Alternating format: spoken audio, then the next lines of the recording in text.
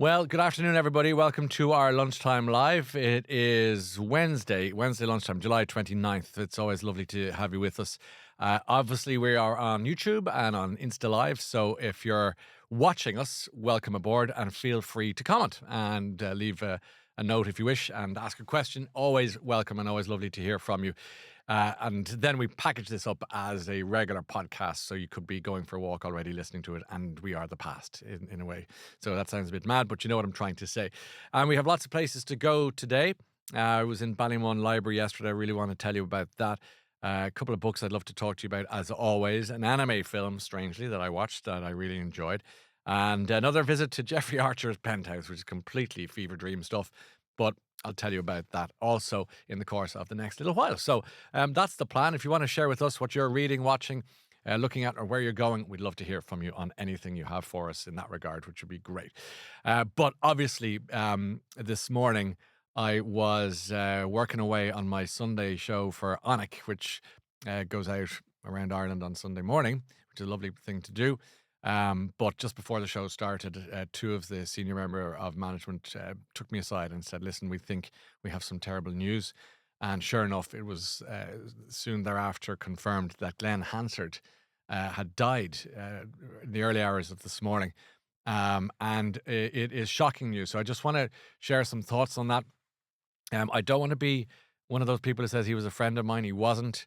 I knew him a lot and quite well from simply from work, from coming in and out of studios.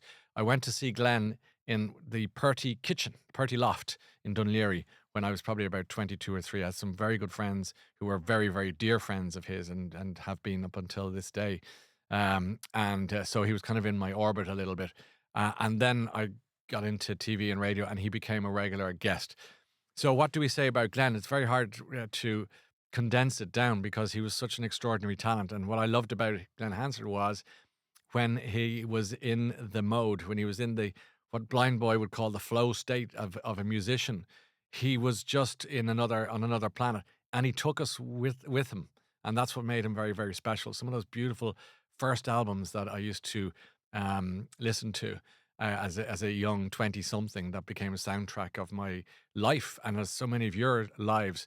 I posted a few bits and pieces on Instagram earlier on when I heard the news, and it's been a while since I've had such a visceral reaction from followers, from people who are desperately upset. So I'm thinking of you today. I really mean that. And obviously his family, he has a little boy. I remember he was on the Late Late Show, Glenn was, and he was telling us about being a dad again and how moved he was by the experience. Sorry, not again, I mean just being a dad, and how moved he was by the experience. And I'm sure he had lots of plans, and that's nowhere it's going to be the best laid plans. So when he'd come on to the show, it was always fun because he was great storyteller, great singer, great poet, great songwriter, great performer, and he was also a great conductor of people. And you might say, "What are you talking about?" Well, we did some specials, including the Busk special during COVID and Shane McGowan special. And when the musicians who might be all walking in 10 different directions on the same time were going all over the shop, Glenn would come in and say, "Everybody, pull it together now, let's do it." He conducted the Busk in Grafton Street in Dublin, which became the Busk outside, the Gaiety, where the likes of Bono and Imelda May and Mundy and all the great singers from Ireland would gather around and make a load of money for homeless charities, which was very thoughtful of him, and he stood by it. And my poor friend Oisin in London was on to me today because he was involved with the London side of the but they did a London Busk last year, which I was meant to be at it. Unfortunately couldn't be, God help it. But he was a social justice guy, if that makes sense. He cared. We had him on once when there was what was called the Apollo Sleep Out or Sleep In, and he was very much involved in trying to highlight the homeless crisis in this country. So it wasn't just about making music; it was also about making a difference. I think it's also important to say that he won an Oscar. I mean, when you think of it, he came from pretty humble background, and to make his way in the world, he was outspan in the commitments. Just remember that, just for a bit of fun for a moment. He'd appreciate the humor, I'm sure, because he had red hair. Outspan was a type of orange, so he was essentially being called Outspan Roddy Doyle Classic in the Commitments, and that was the end of his acting career, or so he thought. And then he couldn't help writing Once with Marketa Irglova, that beautiful musical that was a film, and became this extraordinary success of a stage show around the world, still playing. And he wore his success very lightly. He won an Oscar. I mean, when you think of it, and he went up. Do you remember he said those two words, "Make art"? They were the two words he said. I remember, and fair play. And he said it in that lovely Dublin accent that just made me very proud to be Irish, watching him accept that Oscar. And he brought the Oscar into us on the Late Late Show, and we. But you know what? If I won an Oscar and I went on a chat show, I'd be just delighted with myself. He was very humble about it, and that makes him different. And then he went on to continue to be a wonderful musician right to the end. A friend of mine I was talking to today, who is one of his biggest fans, I went to see him 2 weeks ago, and the point my friend was making was a lovely thing. He said, he was on stage, and because I remember my friend sent me some, had posted some lovely photos of Glenn on stage. It was really, I've just thought, oh, there's my pal. He'd follow Glenn anywhere, and rightly so. And he said to me today that he said Glenn was inviting artists, young artists, trad musicians, and so on, onto the stage. And as my pal said, it was like he was anointing the future, and he was going, "You're next. You're next. I'm the older guy now, but you're next." And I thought that is a lovely thing to say, because it kind of sums up the generosity of spirit that it was embodied by Glen Hansard. I find it very peculiar to say the late Glen Hansard. To be honest with you, the news is very fresh. I can only imagine what his family are going through. He was it was too young, too tragic, too horrible. But the love for him that's coming in. I'm going to take some messages. I think I'd love to hear. I'm hearing from you today, so with that in mind, let's have a little look. Sharon says, such a sad day for Ireland and the world all over, which is so true. Imelda says, R.I.P. Glenn, a lovely man who did so much for the homeless. And that's something that's really critical in his memory. Barbara says, thank you for honouring Glenn. My heart is broken. Of course it is. Circa says, I saw Glenn at Oxygen many times. Beautiful music. It just feels so desperately sad. I didn't know Glenn, but I always felt I did know Glenn. What a human and what a musician. Shane says, uh, sad loss, incredibly talented, and a real down to earth person as well, which is true. And so another message that I saw him at Ivy Gardens a couple of years ago, and Mancon McGann was there too that night. Two young men taken too soon from Ireland. Isn't that tragic? Yeah, when you think of Mancon there as well. Thank you for saying all of those things. Kira says, the busker who won an Oscar is poetry. Yeah, that's beautiful. Yeah, the busker who won an Oscar. Isn't that lovely? He began, didn't he, as a busker on Grafton Street? I think that's where people were seeing him there, which is absolutely lovely. So, look, thank you for those lovely comments. You, of course, keep the. It's a funny thing, isn't it, on social media? This is the real. I think it's a beautiful side. People give out about social media, and there's a thing about I found on days like today, social media has become really feels like the town hall in a really positive way.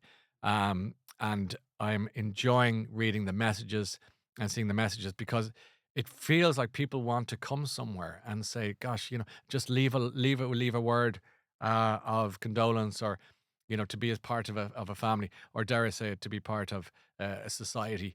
We're so fragmented, aren't we now?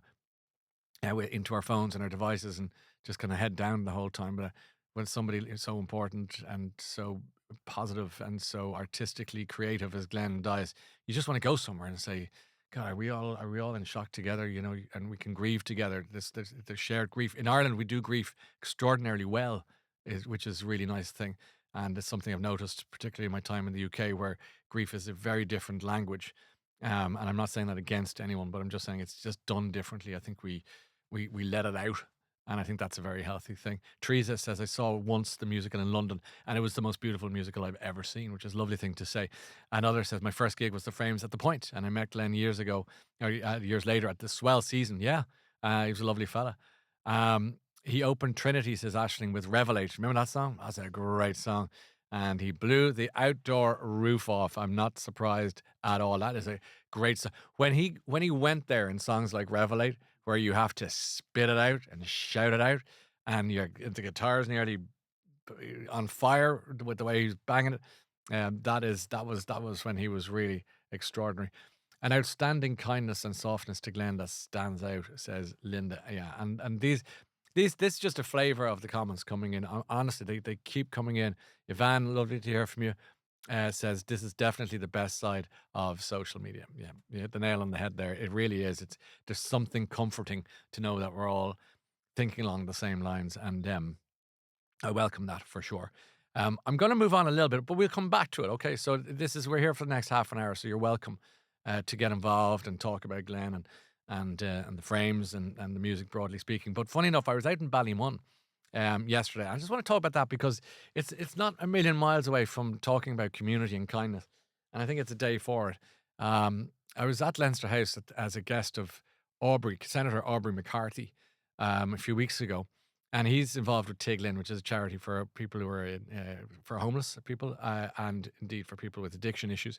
And it's what we used to be called a halfway house, and they have a series of accommodation areas for men and women around mostly Wicklow, and they go there and they just clean up and they get better and they go back home, and it's a very very beautiful charity. I love being involved in it, however briefly, but Aubrey invited us to Leinster House, which we visited, and met some great people there. But one of them was a counsellor from the Ballymun area called Gail Ralph. She left a huge impression on me because she was so impressive. And, we were driving home, myself and Claire were driving home, talking about her and saying, and not just her, but also Aubrey and Gillian Quinn, Niall's wife, was fascinating.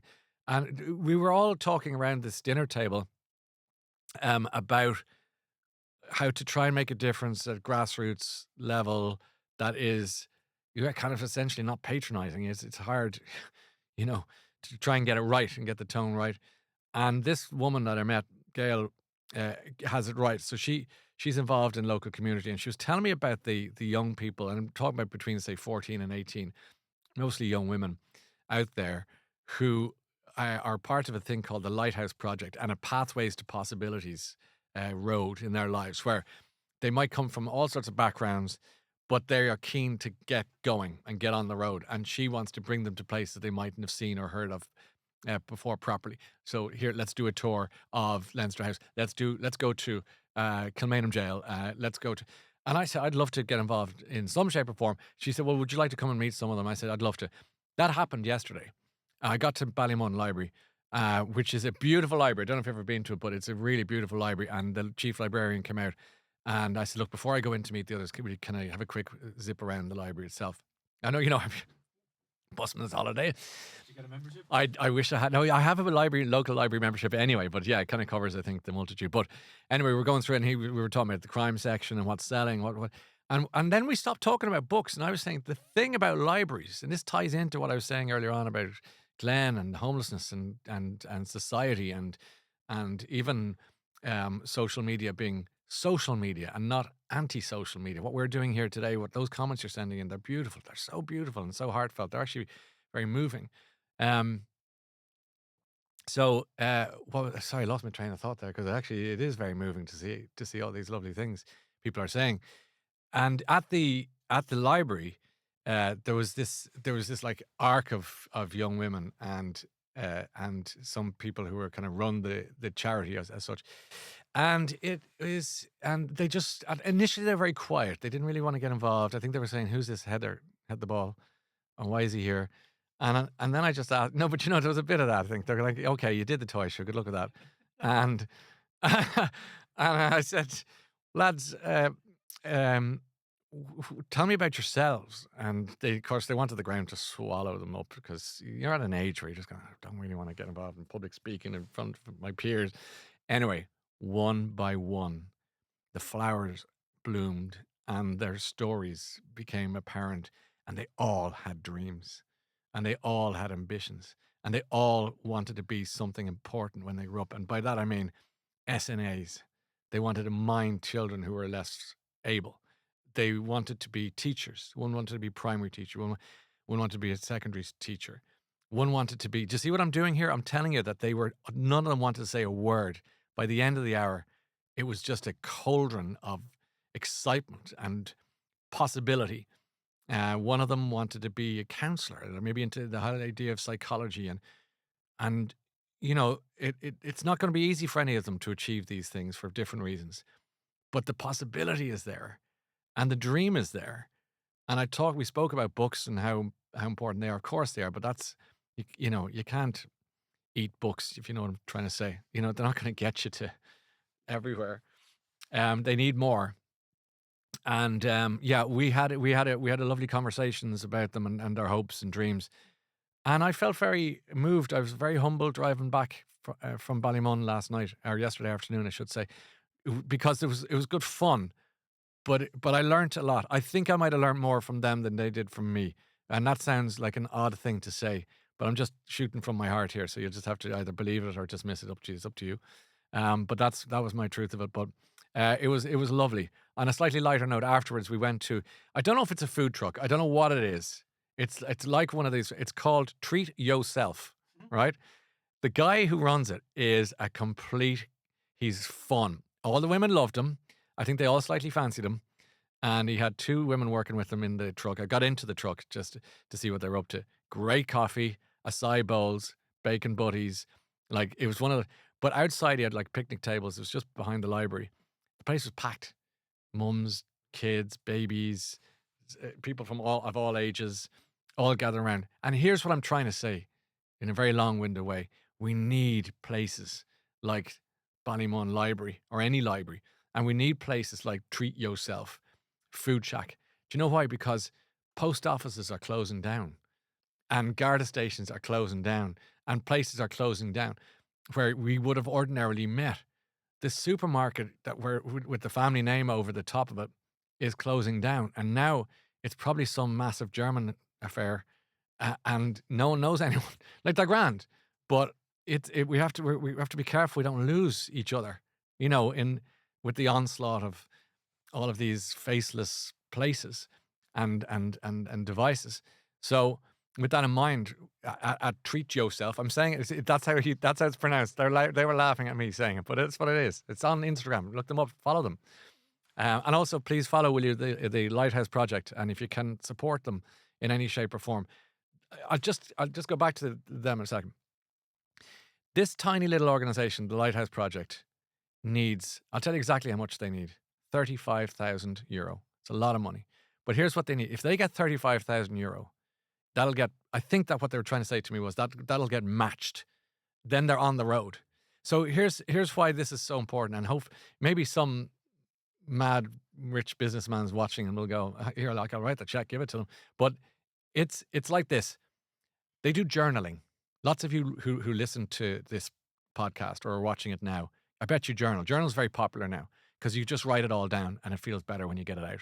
If you don't want to say it, you can write it. They do journaling with these young people. I'm reluctant to call them kids. It sounds dismissive. Young people.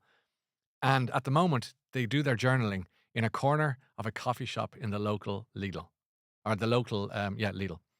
Now, that's not right. That's not fair. They should have it their own place. And they want their own place. They want a hub. It's like, imagine, do you remember the old youth clubs people used to talk about? They just need this space. And if they get that, then they're in a position to build on it and bring more kids in. So I'm trying to rack my brain to try and make this a fundraiser for them and see, maybe we could do something together.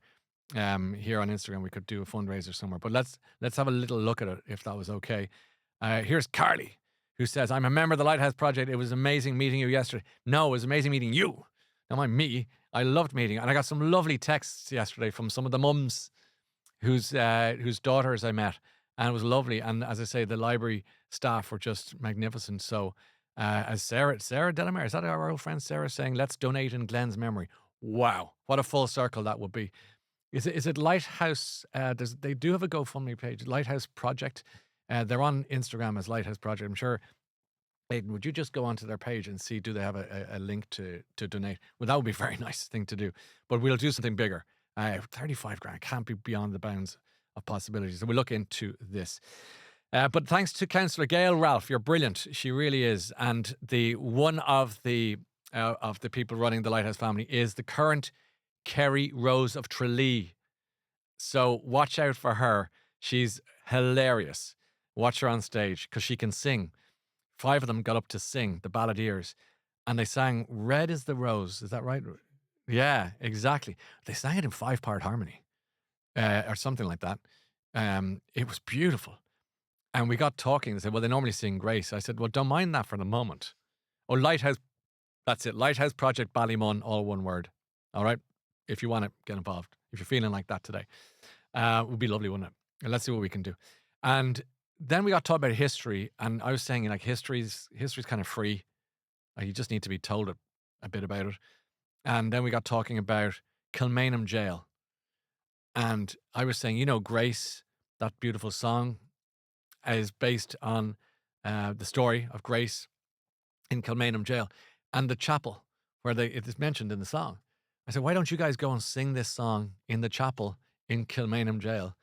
And they said, well, and they were kind of looking at saying, well, how could we, how do we make such a thing happen? Their project is called Pathway to Possibilities. We were on the path yesterday. So I was driving home going, how can I, can I call the person who runs Kilmainham Jail and say, do us a solid here and let these kids come in and sing Grace? Would that be it? Is that what we do? Wouldn't that be something? Anyway, I need to do is stop talking about it. Just make the call. We spend so much time. I've got about 3 or 4 people in my life who will keep saying, we must meet. Turn it into, we will.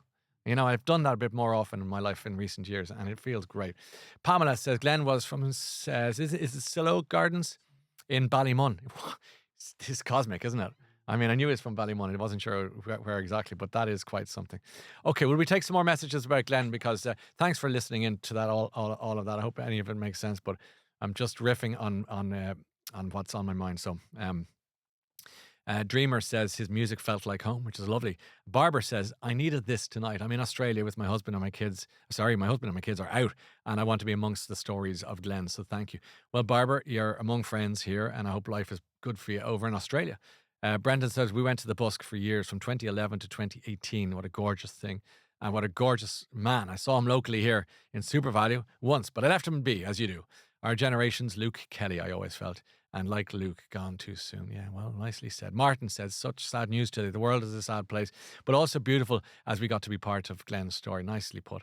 Sarah says, I saw him first in Whelan's, of course, and you knew he was destined for big things because he has such a unique talent. Eilish says, I cried like a baby watching him play with Eddie Vedder in Madrid a few years ago. Jackie says, I saw him singing with Springsteen in 2013. What a guy. Louise says, devastated to hear this. Trinity was special, bringing together of traditional music and spoken word, an epic gig. I'm finding it hard to believe he's gone. I think everyone is. It's going to take a while to try and get our heads around this. Jim says it's a sad day for Ireland. Glenn epitomised raw musical talent and touched our hearts deeply. Rest easy, sir. Another says, Annie says, I saw him loads of times. I was in college in Maynooth in the early 90s, yeah? And the Frames were a bit of a fixture in the Students' Union. He'll be badly missed. Lovely tribute. Anne-Marie says, I was so looking forward to seeing him at the Puka Festival in Meath this year. He was headlining a house full of Glenn fans here. My 2 daughters, 19 and 22, myself, my husband. Everyone loves him.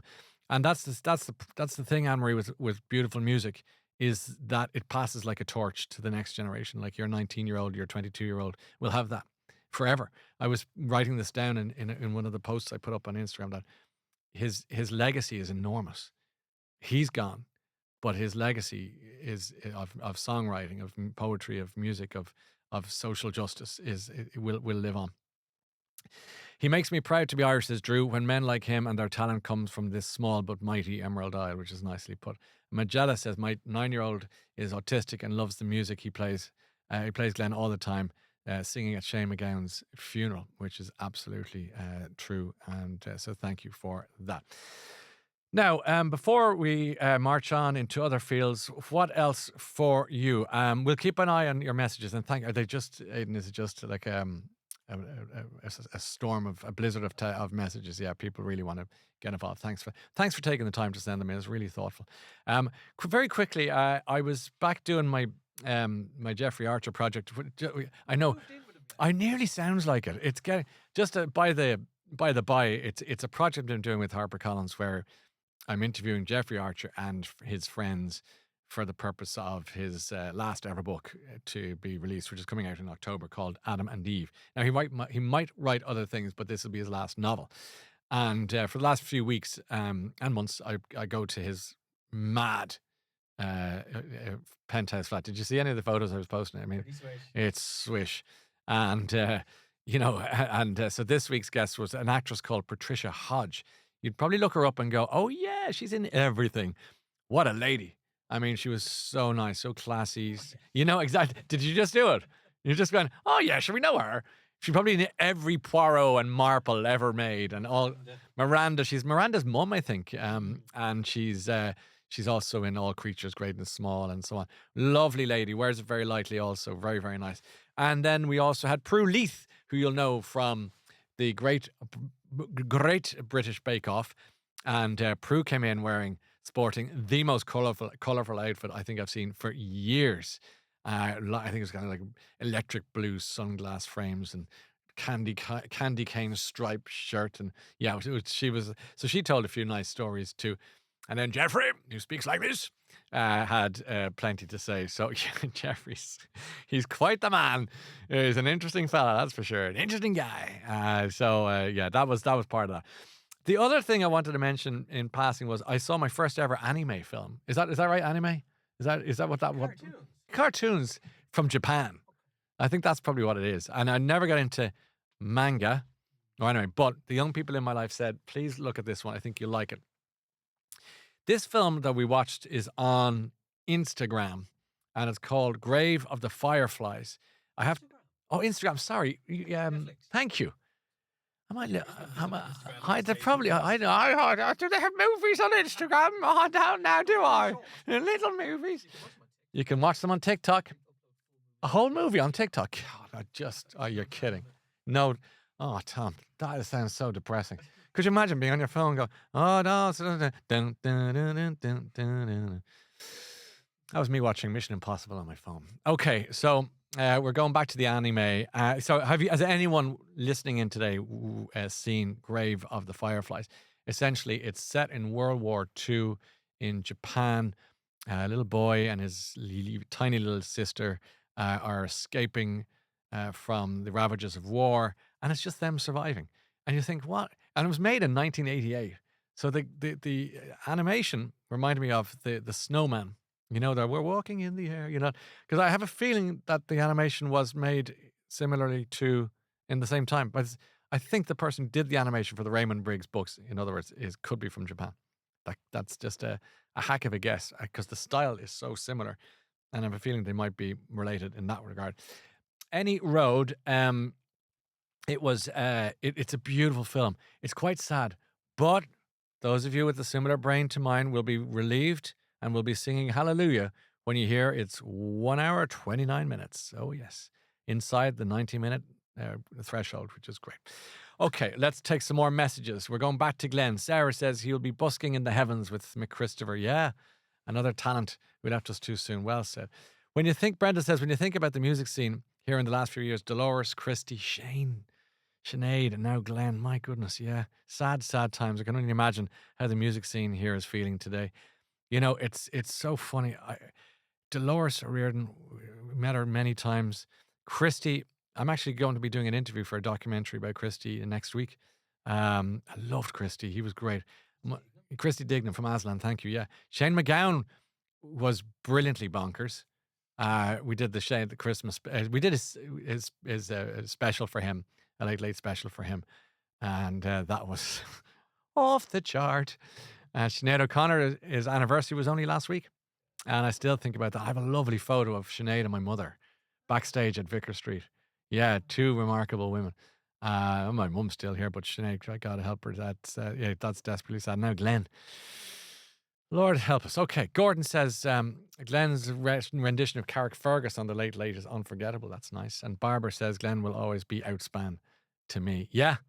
Back to the snowman. We're walking in the air. Sorry, we're bouncing around here, friends, but it was Jimmy Murakami, who was an influential Japanese-American animator and director. There we are. He directed the classic animation. If you see The Snowman, and if you do take me up on my recommendation of Grave of the Fireflies on Netflix, you'll see what I'm talking about. I didn't think I had an aptitude for or an appetite for something like that, but actually I kicked back and enjoyed it immensely. I just bought into it. It was taking me out of my viewing comfort zone. But is there anything good on Netflix at the moment, movie-wise? I saw a film that kind of ended in the middle of a sentence.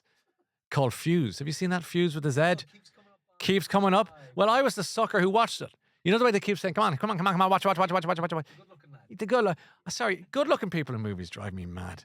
But that's just, you can't take them seriously. You can be too good-looking. Then you're just going, oh, yeah, and then, oh, I can't help it. I'm just going to get, roughed up. I can't. I just bring back people who look like us. Stop having those heads in. Anyway. So, yes or no to Fuse? Oh, no. No, I wouldn't bother. It was short enough, but it's like, what happened was, here's what it was like. It was like somebody was telling the story going, so there was a heist, right? And then he got involved with this guy, and and you'll never guess, he did that. Do you know what? I'm bored. See ya. They just disappeared. Sorry, that was me pretending to be the guy telling the story. So it got quite meta. So it's like they kind of just got towards the end of the film and said, sure, look, let's just leave it there, will we? Gone. Anyway, are you, if anyone's watching has recommendations for something to watch on Instagram, I can't, for God. I haven't stopped talking for 30 minutes. That's going to take something. 32 and a third. 32. Okay. Lighthouse Project Ballymun, everybody. Follow them, please, on Instagram. And if you can donate, which would be great. Shane says, I met Jeffrey Archer in Bath with his family, a young family at the time. Lovely chap. Sent me a lovely private letter in gold lettering, and I still have it. Oh, that's interesting. He'll love that story. I'll tell him, Jeffrey, that the next time I meet him. Ingrid finished The Calamity Club last week. A stunningly good book. Excellent on audio. Very good. I haven't read it. Claire did read it, and she loved it. But I read Joe Spain's new one. Is great. I'm interviewing Joe twice this week. Once on Sunday and once the following week. But her new book is really good. Actually, based on a Japanese notion of, I think I mentioned it before, where if you want to get disappeared, you call this agency and they can make you disappear so that you still get to live, but your family don't know where you are, and that is the end of it. So that's that book, which is good. And now they tell me, because I'm filling in for a guy called Ed Vasey on Times Radio on Friday morning between 10 and 1. Download the app now, and you can tune in wherever you get apps. That wasn't very professional, but you know what I'm trying to say. Tom, you have the Times Radio app downloaded for your walks listening to me on a Sunday afternoon between 1 and 4. Isn't that right? You downloaded yes. it for him? You downloaded it. I did download it into your phone. Yeah. Tom is suggesting that to get this job, you have to download the Times Radio app and the Onic app in order to pass through the relevant hoops, as it were. So I was just saying there, Ed Vasey. Steve Kavanagh, I'm interviewing on Friday morning. He's done a brilliant series of a New York lawyer detective, Eddie. Name escapes me right now, but I started his new one this morning. Wow, I was 3 pages in going, this is fab. So I'm really looking forward to that. I've interviewed him before. He was a barrister, I think from Belfast, Steve, originally, but he writes pure New York. He speaks fluent New York. Would you be able to pull up the name of that book? It's a series. Eddie Flynn, and the latest one is called, I think it's out today. No, it's newer than that. It's only out. Devil's Advocate's old. 13's old. It's coming out this week actually, so it'll be fresh. Yes, that's the one. One of Us is Guilty. Out tomorrow. Highly recommended already. I'm about 25 pages in. I loved it. Gordon says, "Hey Ryan, hey Gordon. Every time I go on holiday, I try to read a novel from that place. So Iceland, crime, Berlin, Len Dayton, etc. I'm surprisingly familiar with these cities. Can you recommend books set in Irish counties?" Oh yeah, and there's one just out. It's coming out.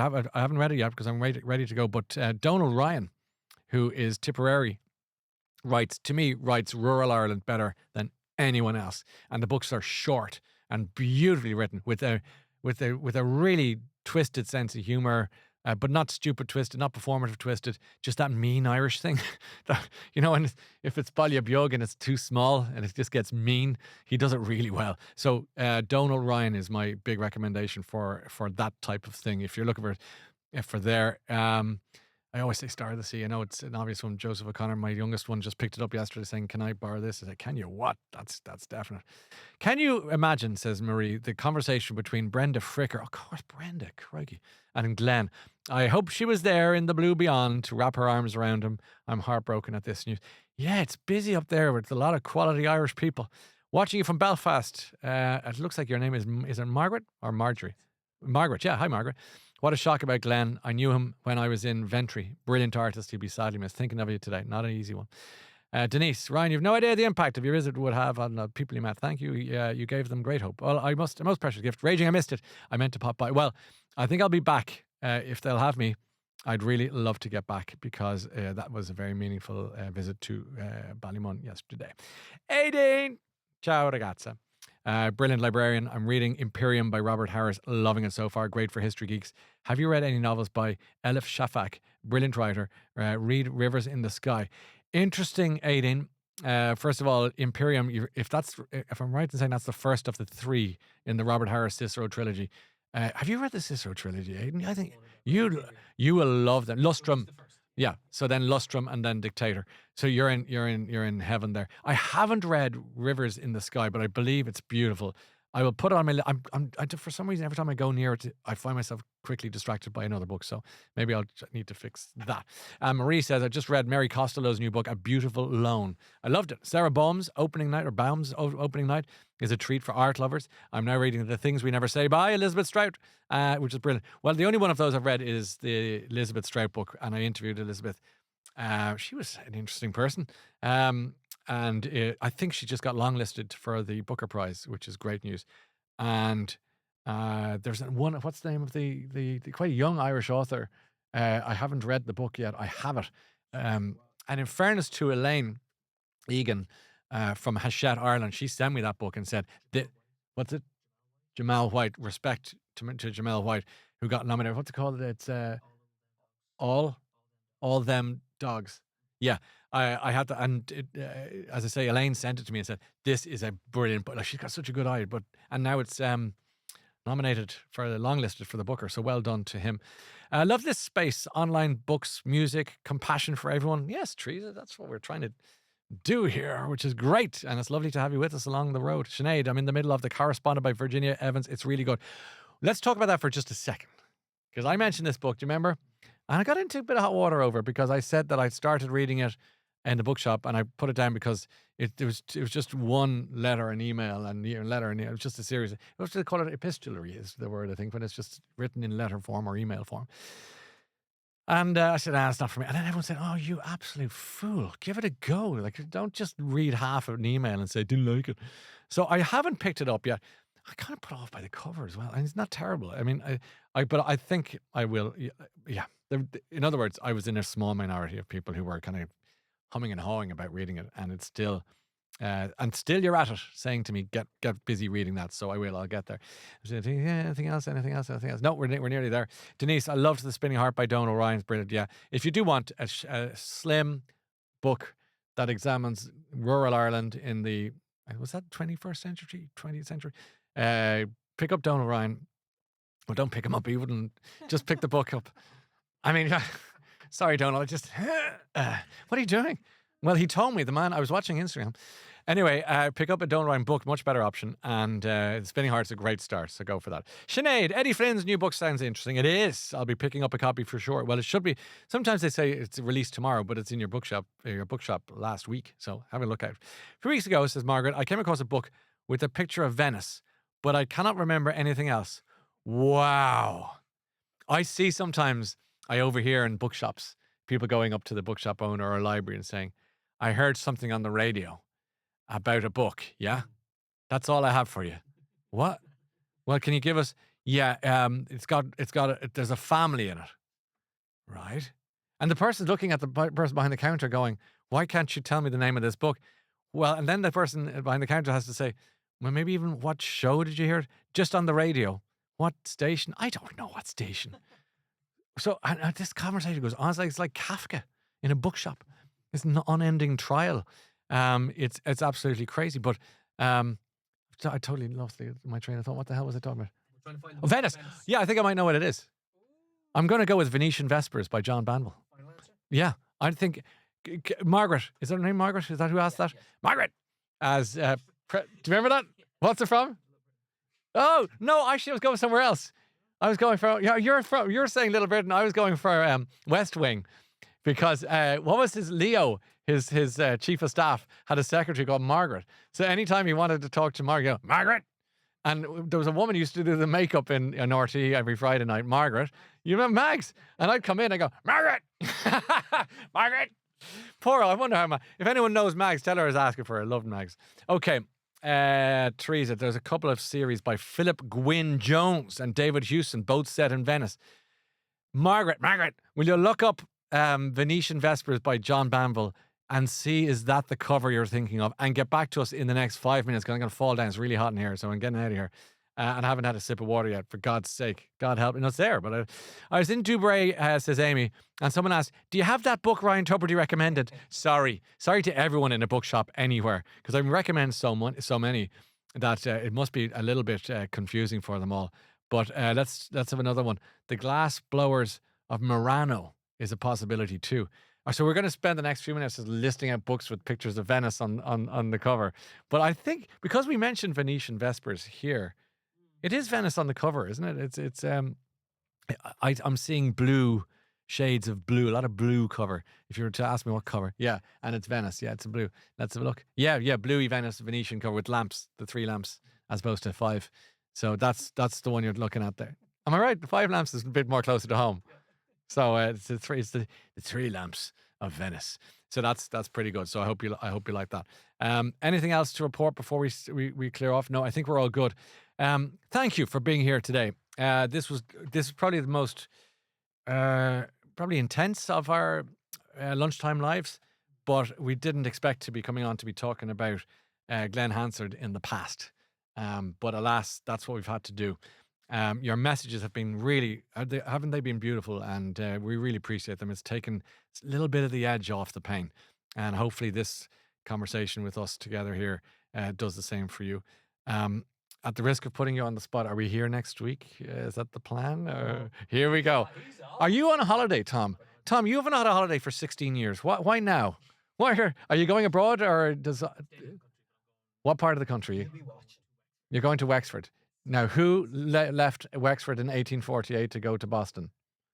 Which famous historical figure whose family went on to become the president of America? Yes, New Ross. Go. So I'm going to give you an agenda, an itinerary for history stops in Wexford. Are you going boozing or are you going on holiday? Are you going with your dad? Yeah, he'd love it. Go out to the Kennedy homestead and ask Patrick Rennan for a VIP tour. Tell him Tuberty sent you. Get off, Matty. He'll have a Patrick Rennan, the Kennedy, Dunganstown. But it's amazing. Bring your family. Dunganstown, it's like 50p, and like it's you go in. This is the place where when Kennedy came, he landed in Dublin, obviously, and then he did all the kind of the Parliament and Leinster. Then he went down to Cork and Limerick and Galway and Wexford. And they went from Wexford to New Ross, and from New Ross to the family home, the homestead. And it was like this yard. If you look up photos, and there's lovely footage of him on YouTube where he's cutting a cake with his face on the icing. And he said, cut the cake, John. Like he's their cousin. And he is their cousin because that's where his family. I cut the cake. He said, you want me to cut my face? Yeah, cut your face. So he's cutting the cake, big slices of the whole thing. And it is, he's laughing. You can hear him chuckling on. He's having the time of his life. And all these Kennedy cousins who look like him are coming out of the woodwork. No, they really do. They all had this kind of look. And he had the time of his life. And then he went back to DC and to Washington, to the White House. And for the following 3 months, his family said all he wanted to do was watch footage of his time in Ireland because he just fell so deeply in love. That was June, July, August, September, October, November.